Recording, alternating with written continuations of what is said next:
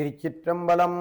வேளமுகத்தனை வேலனை பெற்றவள் ஆடி முகுந்தனின் அன்பு சகோதரி ஊழி முதல்வனு கோர்பங்கிருந்தவள் வாழி சிவசக்தி மலர்ப்பதம் வாழ்கவே. தவணரை காட்டிடும் தற்பரன் பவவினை நீக்கிடும் தயாபரன் நவமணி நாயகி நல்கிய புத்திரன் சிவகுருநாதர் சேவடி போற்றுவாம். எல்லாம் வல்ல முழுமுதற் கடவுளாகிய விநாயகப் பெருமானை முதற்கண் மனதிலே பிரார்த்தனை பண்ணி அடியேனுடைய குலதெய்வம் குருநாத சுவாமிகளுடையதும் ஆத்மீக குருவள்ளல் அருக்கை விநாசித்தம்பி புலவரையா அவர்களுடையதும் பாதம் பணிந்து குருவருளையும் திருவருளையும் நிறைவாக வேண்டிக் கொண்டு ஓம் டிவி நேர்கள் அனைவருக்கும் இந்நேர வணக்கங்களை பக்திபூர்வமாக தெரிவித்து ஆன்மீகம் அறிவோம் என்ற நிகழ்விலே முருகப்பெருமானுடைய மூர்த்தங்களுடைய சிறப்புகளை தொடர்ந்து கூறிக்கொண்டு வருகிற பாக்கியம் கிடைத்திருக்கிறது. அந்த திருவருளை தொடர்வதற்கு பெருமான் பேரருளை வேண்டி நிற்கிறோம். முருகப்பெருமானுடைய மூர்த்தங்களிலே அடுத்ததாக நாங்கள் இன்றைய தினம் சிந்திப்ப இருப்பது ஓம் சக்திமான் மூர்த்தியே என்ற திருப்பெருமூர்த்தம். முருகப்பெருமானுடைய மூர்த்தங்களுக்குள்ளே எல்லாம் அனாதியான திருமூர்த்தமாக கருதப்படுவது எது என்றால் இந்த திருமூர்த்தம்தான். மந்திரங்களிலே ஓம் சக்திமான் மூர்த்தியே நமக என்று வரும். ஏன் எப்படி முருகப்பெருமானை சொல்கிறோம் என்று நாங்கள் சிந்திக்க வேண்டும். கந்தபுராணம் அழகாக எடுத்து கூறுகிற ஒரு பாட்டு இருக்கிறது. ஊரிலான் பேரிலான் குணங்குறியிலான் வரல் போக்கினான் மேலிலான் தனக்கு நிகரிலான் உயிர்க்கடவுளாயி என்னுள்ளே நின்றான். கச்சியப்பர் அழகாக குறிப்பிடுகிற ஒரு பகுதி. பொதுவான நிலையிலே கச்சியப்பர் சொல்லுகிற போது சொல்லுகிறார், சுவாமி ஊரிலான், அவருக்கு ஊர் கிடையாது, அவருக்கு ஒரு பெயர் கிடையாது. ஊரிலான் பேரிலான் குணங்குறியிலான். குணங்கள் 3 இருக்கு, ராஜதம் சாத்வீகம் தாமதம். அந்த குணங்களுக்கு எல்லாம் அவர் அகப்படார். இறைவனை எண்குணமுடையவர் என்று சொன்னாலும் அவற்றுக்குள்ளே எல்லாம் அவர் அகப்படார். ஆகவே ஊரிலான் பெயரிலான் குணம் குறியிலான். ஆணோ குறிய வைத்துக் கொண்டுதான் ஆணோ பெண்ணோ என்று கண்டுபிடிக்கிறோம். ஆண்குறி இருந்தால் ஆண், பெண்குறி இருந்தால் பெண், ரெண்டும் இல்லை என்றால் அலி. அப்ப அந்த குறியீடுகள் கூட இறைவனுக்கு கிடையாது. ஆகவே குணம் குறியிலான் வரல் போக்கிலான். நாங்கள் தோன்றுகிறோம், பிறக்கிறோம், பின்பு இறக்கிறோம். பிறந்தவன் ஒரு நாள் இறக்க வேண்டும். ஆனால் சுவாமிக்கு அது எதுவுமே கிடையாது. வரல் போக்கிலான். அந்த சுவாமிக்கு நிகரானது எதுவுமே கிடையாது, நிகரானது எதுவும் கிடையாது. அவன் எல்லாவற்றுக்கும் மேலானவன், தனக்கு நிகர் எதையும் வைத்துக் கொள்ளாதவன், தனக்கு நிகரிலான். அப்படிப்பட்ட சுவாமி உயிர்க்கடவுளா என்ன என்று இயக்குகிறார் என்று கச்சியப்பர் கந்தபுராணத்திலே சொல்லுகிறார். அவர் எங்கும் நீக்கமர நிறைந்து கலந்தும் மறைந்தும் செறிந்தும் இருந்து இயக்குகிற ஒரு தனிப்பெரும் கருணையை நீங்கள் பார்த்து கொள்ளலாம். ஆகவே அந்த ஒரு பெரு விஷயம் நாங்கள் விளங்கிக் கொள்ள வேண்டும். அதை வைத்துக்கொண்டு இந்த மூர்த்தி அப்படி இருக்கிற சுவாமி இந்த மூர்த்தி பேதங்களை எடுக்கிறார் எங்களுடைய நன்மைக்காக. திரும்ப திரும்ப அதை சொல்கிறோம். அதை நாங்கள் ஒவ்வொருவரும் சிந்திக்க வேண்டும். சுவாமி எங்களுடைய நன்மைக்காகத்தான் இந்த மூர்த்தங்களை எடுக்கிறார். அப்ப ஓம் சக்திமான் மூர்த்தியே என்று கூறுகிற போது, சக்திமான் என்றால் எல்லா சக்திகளுக்கும் தலைவர் யார் என்றால் முருகப்பெருமான். இதை சொல்லுகிற போது உங்களுக்கு கொஞ்சம் சிக்கலாக இருக்கலாம்.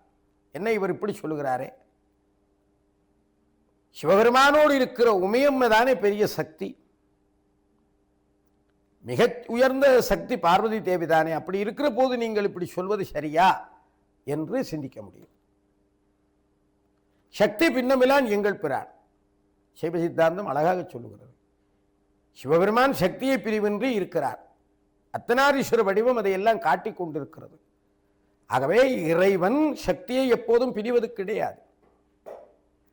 உலகத்தினுடைய தோற்றத்திற்கு முதற்காரணம் மாயை என்று சொல்கிறது சைவ சித்தாந்தம். துணை காரணம் சக்தி என்று சொல்கிறது. நிமித்த காரணம் இறைவன் என்று சொல்லுகிறது. சிவஞான போதும் சிவஞான சித்தியார் போன்ற நூல்களிலே இந்த உதாரணங்களை சொல்லுகிற போது அதை அழகாக சொல்லுவார்கள். ஒரு குயவன் பானையை உருவாக்குவதற்கு முதற்காரணம் எது என்றால் மண். மண் இல்லாட்டி பானை உருவாகாது, முதற்காரணம். துணை காரணம் எது என்றால் திரிகை. அந்த திரிகை என்ற இயந்திரம் இல்லை என்றால் அந்த பானையை உருவாக்க முடியாது. ஆனால் முதல் காரணமாகிய மண்ணும் நிமித்த காரணம் இந்த துணை காரணமாகிய அந்த திரிகையும் இருந்தால் மட்டும் பானை உருவாகாது. நிமித்த காரணன் அந்த குயவன் வேண்டும். அவன்தான் எல்லாத்தையும் சேர்த்து பானையை உருவாக்குவான். இறைவன் நிமித்த காரணனாக இருக்கிறான். ஆனால் இறைவன் நிமித்த காரணனாக இருந்தாலும் இந்த திரிகை மாதிரி துணை காரணமாகிய சக்தி இல்லாட்டி எதுவுமே செய்ய முடியாது. துணை காரணமாகிய சக்தி மிகவும் அவசியம். இது தெளிவாக சொல்லப்பட்டிருக்கிற ஒரு விடயம். அப்ப துணை காரணம் சக்தி. இந்த சக்தி வேறுபடும். உதாரணத்துக்கு நான் சொல்வதென்றால், ஒரு அரசன் ஒருவன் இருக்கிறான். அந்த அரசனுடைய ஆளுகைக்குள்ளே பிரதம மந்திரி இருப்பார், ஏனைய மந்திரிமார் இருப்பார்கள், அல்லது நாங்கள் அமைச்சர் என்று சொல்லுவோம், படைத்தளபதிகள் இருப்பார்கள், படை வீரர்கள் இருப்பார்கள். அந்த படை வீரர்களுக்குள்ளே காலால் படை, தேர்ப்படை, யானைப்படை, குதிரைப்படை, வேறு படையெல்லாம் இருக்கும். இப்படியெல்லாம் பார்த்து கொண்டு வருகிற போது சாதாரண அரண்மனையிலே தொழிலாளி இருப்பா, அவ வரும். இந்த அரசனுடைய ஆளுகை என்ற சக்தி எல்லாத்துக்குள்ளேயுமே சுவரி வேறுபட்டிருக்கிறது. அரசனுடைய அந்த ஆளுகை என்ற சக்தி பார்க்கிற போது எல்லாத்துக்குள்ளேயும் வேலை செய்யும். தளபதிக்கையும் இருக்கு, அமைச்சர்கிட்டையும் இருக்கு, மந்திரி அல்லது எல்லாரும் சாதாரண பணியாக எல்லார்ட்டையும் இருக்கு. ஆனால் வேறுபாடு இருக்கு. ஆதிபரா சக்தி தன்னுடைய ஆளுகையை இந்த உலகத்திலே நிலைப்படுத்துவதற்கு எத்தனையோ சக்தி பேதங்களை எடுத்தெல்லாம் வேலை செய்கிறார். அப்படியெல்லாம் சக்தி பேதங்களை எடுத்து சக்தி வேலை செய்கிற போதும் நாங்கள் உற்று பார்த்தால் தெரியும், இந்த சக்தி எல்லாத்தையும் ஒன்று திரட்டி இருக்கிற சக்தி தலைவராக விளங்குபவர் யார் என்றால் கந்தப்பெருமான். இதை அன்பர்கள் நன்கு விளங்கிக் கொள்ள வேண்டும். ஆகவேதான் முருகப்பெருமானை சக்திமான் என்று சொன்னார்கள். ஏன் சக்திமான்? மந்திரங்களிலும் சரி, நூல்களிலும் ஆகமங்களிலும் சக்திமான் என்று முருகனை குறிப்பிடுகிறார். சக்திமான் என்று குறிப்பிட்டால் சக்திகளுக்கெல்லாம் தலைவர் கந்தப்பெருமான். ஆகவேதான் இந்த முருகப்பெருமானை இந்த சக்தி மூர்த்தத்தோடு வாசித்து வழிபடுபவர்களுக்கெல்லாம் சகல சௌபாக்கியங்களும், சகல செல்வங்களும், சகல போகங்களும் எல்லாம் கிடைத்துக் கொள்ளுகிறது. இந்த சக்திமான் மூர்த்தம் எது? முருகப்பெருமானுடைய கோவில்களுக்கு நீங்கள் போனால் பழனி ஆண்டவர் இருக்கிறார் ஒரு பக்கம், சுவாமிநாதர் இருப்பார் தந்தைக்கு உதயம் செய்தபடி ஒரு பக்கம், ஆர்வசாமி இடத்திலே இருப்பார், இன்னொரு இடத்துல இப்ப நல்லூர்ல போனா முத்துக்குமார் சாமி என்று ஒருத்தர் இருப்பார். வேறு வேறு மூர்த்தங்கள் எல்லாம் வச்சு வணங்குவார்கள். அப்ப எது சக்திமான் மூர்த்தி என்று பல பேருக்கு ஒரு எண்ணம் எறலாம். அன்பர்களே, சக்திமான் மூர்த்தம் என்றால் எது என்று நூல்கள் கூறுகிறது என்றால், முருகப்பெருமான் 3 சக்திகளோடு இணைந்திருக்கிற அந்த முகூர்த்தம் தான் சக்திமான் மூர்த்தி. எல்லா சக்திகளுக்கும் தலைவர். ஆதிபராசக்தியினுடைய சக்தி எத்தனையோ வடிவங்களிலே விரவி இருந்தாலும், கௌரியாக, காளியாக, துக்கையாக, மனோன்மணியாக, நீலியாக, சூலியாக, பராகியாக, பிரத்யங்கராவாக, எப்படியெல்லாம் சக்தியினுடைய அம்சங்கள் விரிவுபட்டு கொண்டு போனால் மிகப்பெரிய ஒரு விஷயம். நான் அதிகம் சொல்லி உங்களுக்கு இந்த இலகுவாக ஞாபகம் நிற்கிறத குழப்பம் இல்லை. நிறைய இதை பற்றி சொல்லலாம். ஆனால் அந்த சக்தி பேதங்களை எல்லாம் சொல்ல உங்களுக்கு இந்த இலகுவாக ஞாபகம் நிற்காது. எங்களுடைய நோக்கம் எது என்றால், சிவாச்சாரியார் மந்திரம் சொல்லுகிற போது ஓம் சக்திமான் மூர்த்தியே நமக என்று சொல்லுகிற போது உங்களுக்கு அந்த சக்திமான் மூர்த்தம் பற்றிய முழு இதுவும் சிந்தையிலே வரணும். அந்த உருவம் சிந்தையில வரணும். இதுதான் சக்திமான் மூர்த்தி, இந்த சுவாமியைத்தான் நான் வழிபாடு செய்ய வேண்டும் என்பது வர வேண்டும். வந்தால் அது வெற்றி. அப்ப எது சக்திமான் மூர்த்தி? முருகப்பெருமான் அழகாக நின்று கொண்டிருக்கிறார். அவர் 4 கரங்களோடு இருக்கிறார். அந்த 4 கரங்கள் கொண்டிருக்கிற போது ஒரு கரம் அபயகரம், இன்னொரு கரம் வரதமாக இருக்கிறது. மேலே உள்ள கரங்களிலே நாங்கள் பார்க்கிற போது ஒன்றிலே வச்சிராயுதம் இருக்கிறது, இன்னொன்றிலே அரகோணம் இருக்கிறது. இதை சுப்பிரமணிய மூர்த்தம் என்று சில பேர் சொல்லுவார்கள். சிந்திக்க வேண்டும். சுப்பிரமணிய மூர்த்தம் என்றது வேற. சுப்பிரமணிய மூர்த்தம் என்று சொன்னால் அடியேன் இப்போது சொன்னது போல அபயகரம் வரதகரத்தோடு சமபங்க நிலையிலே சுவாமி நின்று கொண்டிருக்க, திருமுடியோடு மேலே 2 கரம் இருக்கிறது. அந்த 2 கரங்களிலும் ஒன்றிலே இந்த குலிஷம் என்று சொல்லக்கூடிய சத்ருசங்கார வேலும் அரகோண வேலும், இன்னொன்றிலே வச்சிராயுதமும் இருக்க, இந்த 4 கரங்களோடு பெருமான் இருக்கிற போது சுப்பிரமணிய மூர்த்தம் தனித்திருக்கிற போது சுப்பிரமணிய மூர்த்தம். சில கோவில்களே அப்படி வைத்திருப்பார்கள்.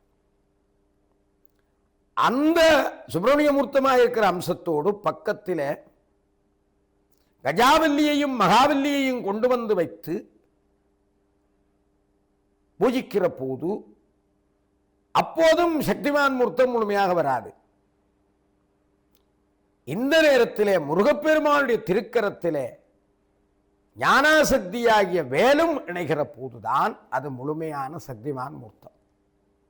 அநேகமான கோவில்களில் நாங்கள் இதை வைத்து கும்பிட்டு கொண்டிருக்கிறோம். வசந்த மண்டபத்திலே சுவாமி எழுந்தருளியா வைத்துக் கொள்கிற போது மூலஸ்தானத்திலேயும் இப்படி வச்சிருப்போம். அது அப்போ ஒரு பக்கம் வள்ளிநாயகி, இன்னொரு பக்கம் தெய்வநாயகி. இவர்கள் இச்சாசக்தி கிரியாசக்தி.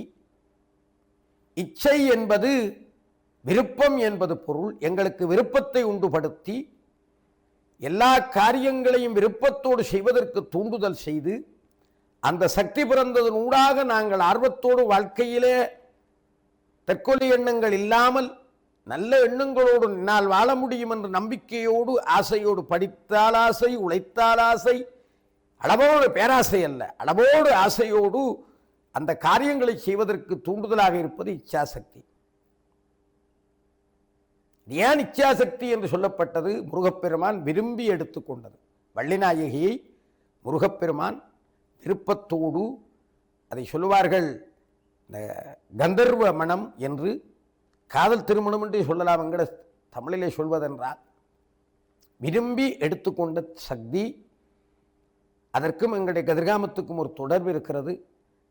கதிர்காமத்திலே வள்ளிமலை இருக்கிறது, அங்கே வள்ளி தவஞ்செய்த என்ற குகை இருக்கிறது. அங்கிருந்து எட்டி பின்னுக்கு பார்க்கிற போது வள்ளி தவஞ்செய்த திணைப்புலம் காட்சியளிக்கிறது. இப்போதும் அது காட்சி அப்படியே தெரிகிறது. அது ஒரு அற்புதமான இடம்.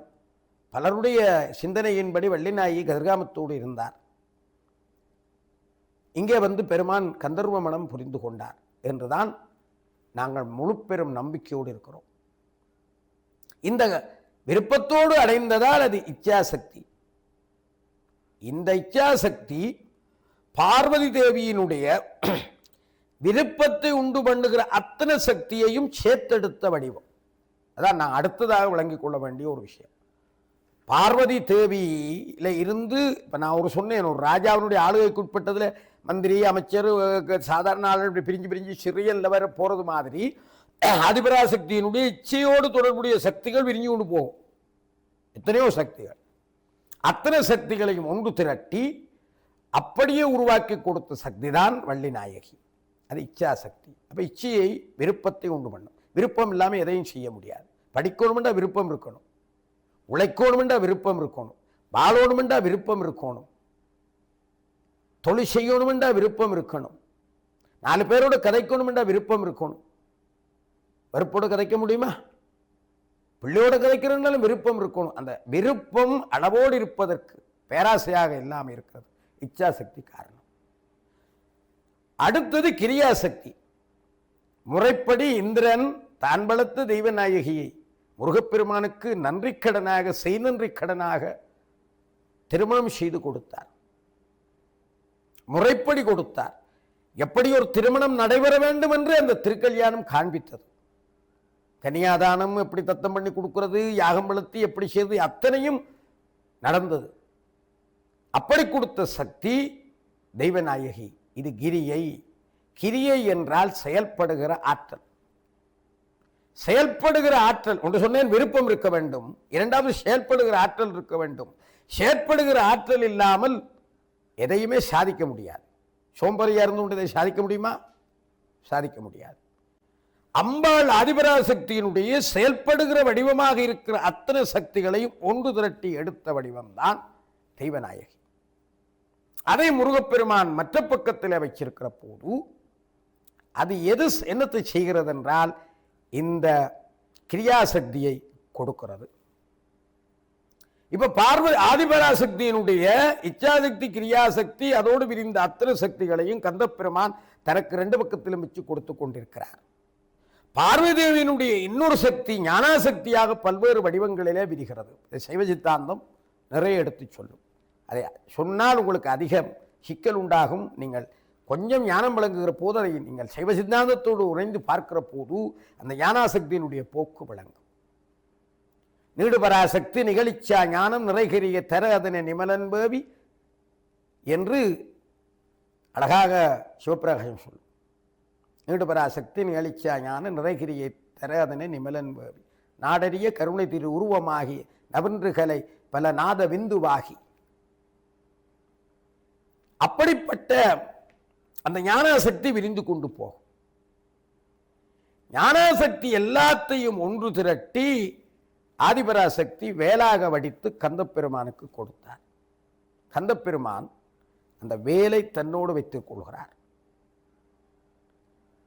இப்போது இச்சாசக்தி, கிரியாசக்தி, ஞானாசக்தி மூன்றோடும் சக்திகளுக்கு தலைவராகிய அந்த கந்தப்பெருமானோடும் சேர்ந்து வணங்குகிற மூர்த்தம்தான் அன்பர்களே ஓம் சக்திமான் மூர்த்தி என்பது. சில வேளை சாற்றுப்படி சாத்துகிற போது அவசரத்திலே வேலை எடுத்தங்காலே வைத்து விட்டால் கூட முழுமையாக சக்திமான் மூர்த்தம் வராது. வள்ளிநாயை மட்டும் வச்சா மட்டும் வராது. கிரியநாயி தெய்வநாயை மட்டும் வச்சா மட்டும் வராது. அப்ப முருகப்பெருமான் சக்திமான் மூர்த்தியாக சக்திகளுக்கு தலைவனாக இருக்கிற போது இந்த 2 சக்திகளோடும் கையில முறைப்படி செய்யப்பட்ட வேல்பெருமானும் அதெல்லாம் இருக்கணும். இதை ஏன் சொல்கிறேன் என்றால் ஒரு விஷயம் அன்பர்கள் தெரிஞ்சு கொள்ளணும். ஆன்மீகம் அறிவோம் தானே எங்களுடைய லட்சியம். பல இடங்களிலே இந்த வேலை எல்லாம் இப்போது பொறுத்து போட்டு செய்கிறார்கள். அதுக்கெல்லாம் சக்தி கிடையாது. வேலை செய்கிற போது ஒரே வார்வையாக செய்யுங்கள். பொறுத்து வைக்கிறத வச்சுக்கொள்ளாதீங்க. பொறுத்து நாங்கள் என்ன இது செய்கிறது மாதிரி ஆப்ரேஷன் செய்து பொறுத்துறது அந்த வேலையெல்லாம் வேண்டாம். எதற்காக சக்திமான் மூர்த்தியினுடைய சக்தி குறைகிறது என்பதை சிவாச்சாரியர் உட்பட பெரியவர்கள் அத்தனை பேரும் சிந்திக்கணும். ஏதோ ஒரு கடமைக்கு வைக்கிறது என்று வைக்கிறது அல்ல. அந்த வேல் ஒரே வார்வையாக வார்த்தெடுக்கப்பட வேண்டும். பொறுத்துகள் எல்லாம் இருக்கக்கூடாது. பரிபூர்ணமான 50 கலவையோடு செய்ய வேண்டும். பரிபூர்ணமாக கும்பாபிஷேகம் இந்த வேலை சரியாக முருகப்பெருமான திருக்கரத்தில் கொடுக்கணும். அப்ப அத்தனையும் சரியா அமைஞ்சாத்தான் அது சக்திமான் மூர்த்தமாக அமையும் என்று சொல்லப்படுகிறது நூல்களிலே. ஆகவே அன்பர்கள், ஏன் இதுதான் முதலாவது முருகனுடைய அற்புதமான மூர்த்தம். அப்ப சக்தி தலைவராக இருக்க அத்தனையும் சேருகிற இந்த மூர்த்தத்தை சக்திமான் மூர்த்தம் என்று சொல்கிறோம். இந்த சக்திமான் மூர்த்தத்தை பிரார்த்தனை பண்ணி வேண்டினால் முருகனை சக்திகளுக்கு தலைவராகவும் எல்லா சக்திகளும் சிவன் சக்தி எல்லாருடைய சக்திகளும் அவரோடு இருக்கிறது என்று பாவனை பண்ணி நினைத்து கொண்டு இந்த சக்திமான் மூர்த்தத்தை வணங்கினால் அத்தனை சக்தியும் எங்களுக்கு வந்து சேரும். எங்களால் இயலாது என்ற காரியம் எதுவும் கிடையாது. அதனால்தான் இந்த சக்திமான் மூர்த்தத்தை முறைப்படி வழிபடுவர்கள் நீங்க பார்த்தா தெரியும், அவ்வளவு செல்வாக்கோடு இருப்பார்கள். எல்லாம் அவர்களுக்கு கிடைத்து கொண்டே இருக்கும். கந்தப்பெருமான் அத்தனையும் கொடுத்து கொண்டே இருப்பார். ஆகவே அன்பர்கள் இந்த சக்திமான் மூர்த்தத்தை பற்றி சிந்தித்துக் கொண்டு இதற்கு அடுத்த நிலையிலே இருக்கிற இன்னொரு பெரிய சிறப்புமிக்க மூர்த்தம், அதை மந்திரத்திலே ஓம் ஞான சக்திதர மூர்த்தியே நமக என்று குறிப்பிடும். முருகனுடைய அடுத்த ஒரு மூர்த்தம் ஞான சக்திதர மூர்த்தம். இந்த மூர்த்தம் ஒன்றையும் முருகப்பெருமான் வேறு வேறு நிலையிலே எடுத்துக்கொள்கிறார். அது அவருடைய நோக்கங்கள், அவருடைய ஆன்மாக்களுக்கு அருள் புரிகிற தன்மைகள் எல்லாம் வேறு வேறுபட்டிருக்கிறதுக்காக அந்த மூர்த்தம் அமைந்து கொள்வதை பார்க்கிறோம். அப்ப அதை ஞான சக்தி தர மூர்த்தி. இப்ப முதல் சொன்ன சக்திமான் மூர்த்தத்தில் இருந்து சற்று வேறுபட்டதாக இந்த மூர்த்தம் அமையும். இந்த மூர்த்தத்தினுடைய வேறுபாட்டை சரியாக நாங்கள் விளங்கிக் கொள்ள வேண்டும். அதான் எங்களுக்கு மிக முக்கியம். ஆகவே அந்த மூர்த்தம் பற்றி நாங்கள் அடுத்த ஆன்மீகம் அறிவோம் என்ற நிகழ்விலே பார்ப்போம் என்று கூறி, எல்லாம் வல்ல சக்திமான் மூர்த்தியினுடைய திருவருளோடு எல்லோரும் இன்புற்று வாழ வேண்டும் என்று பிரார்த்தனை பண்ணி இன்றைய இந்த பேருரையை நிறைவு செய்து கொள்கிறோம். நன்றி, வணக்கம்.